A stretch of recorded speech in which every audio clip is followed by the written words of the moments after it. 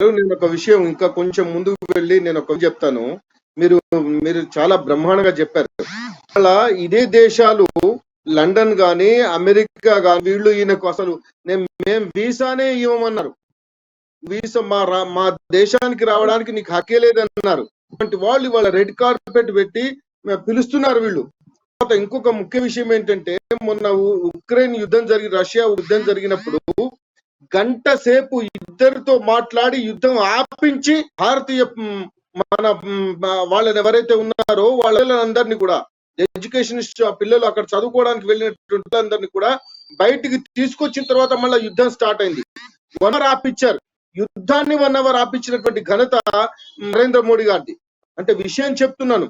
ఇవాళ అదొక్కటే కాదండి, ఇవాళ దాదాపుగా 92 దేశాలు 92 దేశాలు, నేను ఎందుకంటున్నానంటే 198 దేశం ఐక్యరాజ్య సమితిలో ఉన్న దాంట్లో దాదాపుగా ఇంకా ముందుకు చెప్పాలంటే మొన్న జరిగినటువంటి విషయాలలో 100కు పైగా దేశాలు ఇవాళ వేణువుల పొగుడుతున్నాయి. ఇవాళ ఇది నరేంద్ర మోడీని మేము